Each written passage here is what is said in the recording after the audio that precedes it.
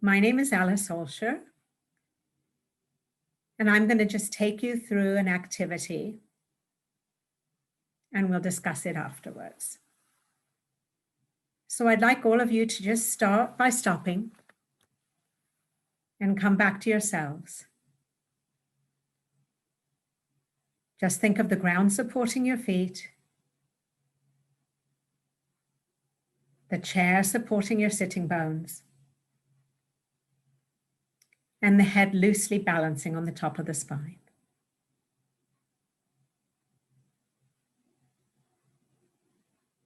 Now I want you to close your eyes and just think for a moment. You might be a classroom teacher listening to this. You might be an Alexander Technique teacher going in to try and work in a classroom.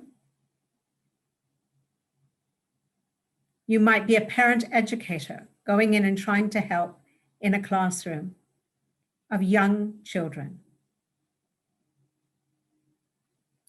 I want you to just think for a moment, and I'd like you to have paper and pen if you can, and just jot down the things that really bother you and get in the way of your classroom day that the children are doing. You don't have to screen it, just maybe 5 or 10 things. You can pause the recording.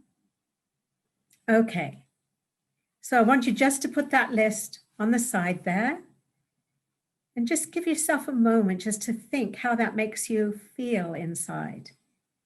What it makes you think that you might be feeling, what you're thinking, what you're feeling, and what you're deciding that you might have to do.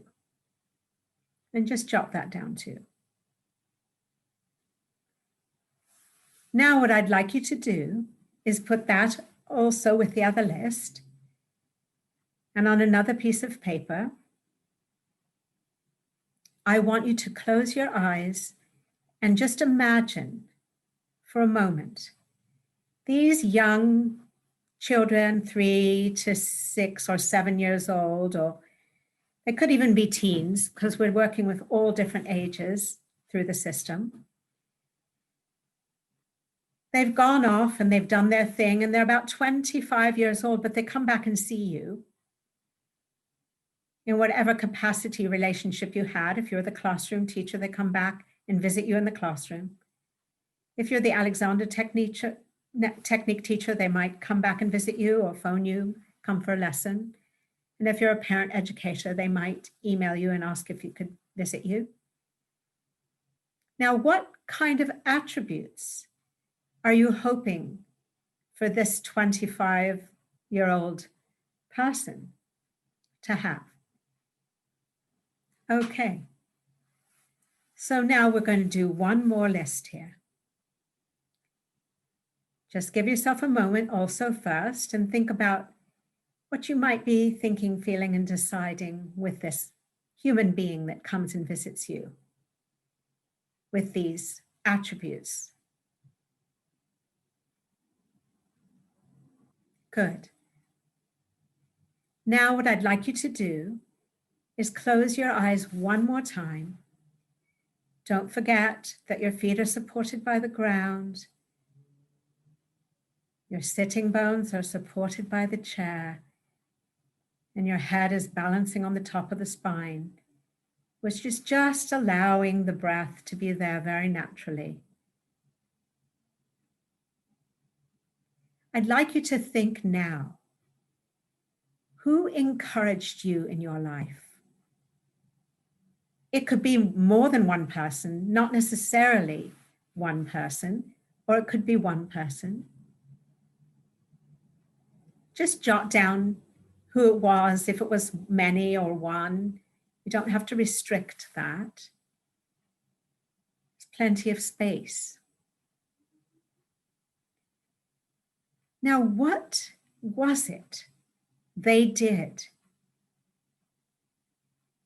that encouraged you or inspired you? And what did that help you to be able to do that you might not have been able to do? Good. And you may not have completed the list, but just stopping right where you are, knowing that there may be many more things you want to write down, and you can later. What does that make you think, feel, and decide about yourself, the other person, and the world? Okay, so I'm going to talk a little bit about what this activity was. And if we were in person, I'd be able to interact with you. First, I just want to talk a little bit about what we just did and why we did it. I came to this work through the acting field, and going back as I was growing up, and I was thinking about doing this talk, I thought, well, what encouraged me and who encouraged me in my life? And I started with this thing called creative dramatics, which was devised by a woman called Winifred Ward. And my mother had learned it when she was in Northwestern University in Chicago. And she just started teaching it in our backyard when I was 5 years old. She had to make a bit of money. So we learned then how to play act. And I understand more now what we were doing because my mother actually went on in the 1960s and did a whole program for the Los Angeles City schools to work with children with trauma, helping them to express themselves through drama. I just did all of that. And then I started singing and acting. And I was lucky enough to grow up in California, where I went to high school and did a lot of drama there, worked with some really good people. And then I went to London to study acting and singing. And I met the Alexander technique. And that completely changed my life. I used it in my theater. And then I was able to train. And in training, I learned how to train teachers. So I've been involved in education in one way or another for many, many years. And I thought, well, what is it about education? So then when I got married and I adopted 2 children, and I really had to be involved in the education world. And it was always important to me.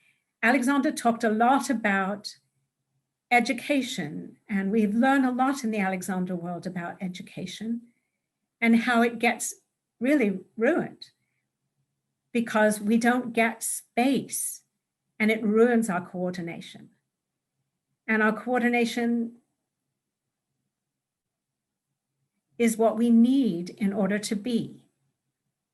So all these, I learned a lot of different modalities. I went through all kinds of things, 12-step programs, and a lot of certificates in parenting in order to parent my children. And the thing that I learned that was through all of those things, as I look back on what I want to talk about to help you work with teachers that work in the classroom and work with children, was encouragement. Encouragement was the thing. It's the thing that Alfred Adler talked about in the positive discipline world. It's the thing that Walter Carrington talked about.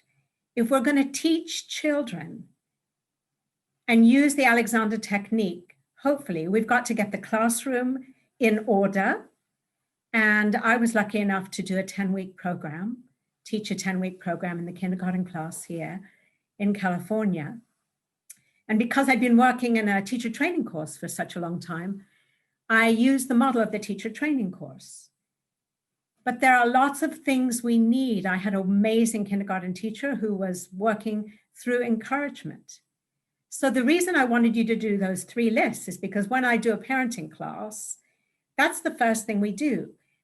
Parents and teachers complain about the things that the children are doing wrong, because the parents and the teachers are discouraged because they believe that the children have to be and act a certain way. So the second list is what we hope for our children.